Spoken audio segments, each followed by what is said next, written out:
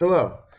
Here in these videos today, we're going to be learning something called the power rule. The power rule simply states this. When you have a quantity inside a grouping symbol that is being raised to another exponent, you multiply the exponents. The definition says a to the power n raised to the power m equals a to the power n times m. So let's look at this problem here. We have 2x squared y raised to the power 5. The first thing we need to remember is that every one of these little individual terms have exponents. This will become 2 to the power 5, x to the power of 10, and then y to the power of 5. Remember, it is kind of like distributing. 5 times 1, 5 times 2, and then 5 times 1. Here we have another example of the power rule. The first thing we need to do in this problem is use the power rule to simplify this expression. We first get x to the power of 3 times 3 is 9, y to the power of 3 times 3 is 9, times xy squared. So the first thing we did was use the power rule. Now we are going to simplify this further using the product rule. Let's put a 1 here to help us. And let's remember what the product rule says. The product rule says when you multiply similar bases like the x's, you add their exponents, and 9 plus 1 is 10. And here for the y variable, y9 times y2, 9 plus 2 gives us 11.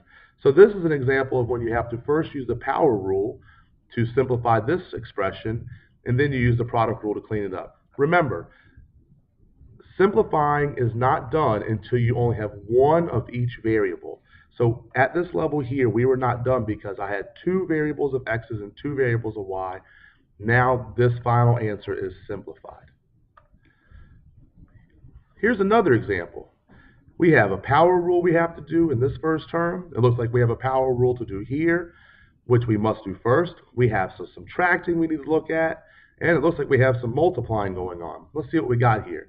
Let me put my 1 here for my 3, so that's going to be 3 to the power of 4. Okay, that's going to give me x to the power of 12, y to the power of, don't forget your little 1 there, y to the power of 4.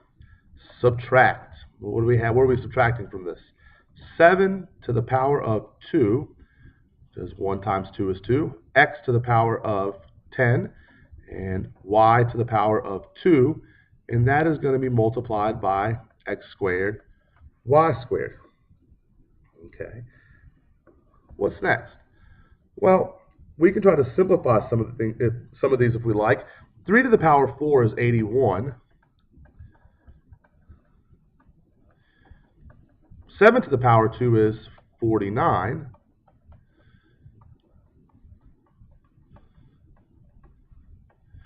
As of now, we cannot subtract these things. This is an x12 y to the 4th, and this is not. This is an x10 y2 times x2 y2. But what we notice is that we can simplify this expression here using the product rule.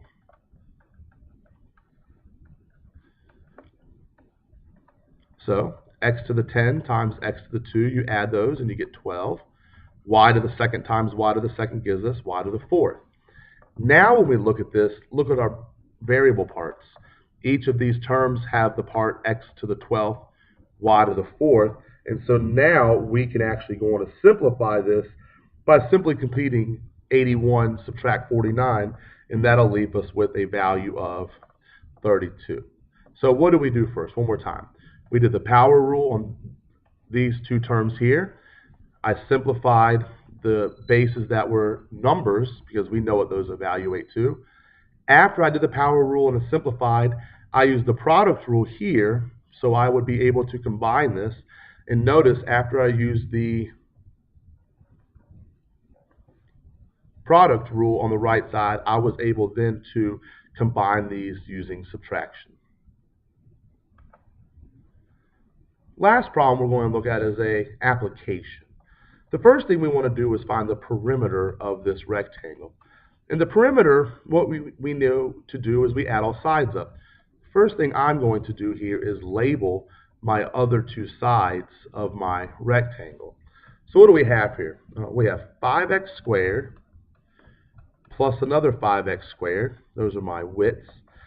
And we are going to add the lengths together, which is 12x plus 12x.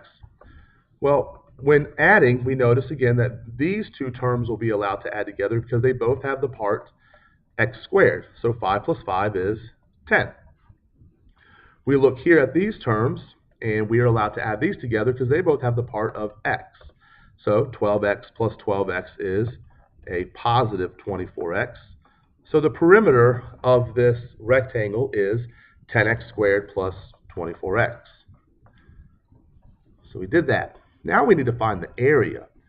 And if you recall, the area of a rectangle is simply said length times width. So we will be able to use the length, which is 12x, and we are going to multiply that by the width, which is 5x squared. So we now need to multiply. 12 times 5 is 60, and x times x squared. Well, remember, x is really x to the 1. So x to the 1 times x to the 2 gives us x to the 3. So the area of this rectangle is 60x cubed, and the perimeter again was 10x squared plus 24x. Good luck using the power rule.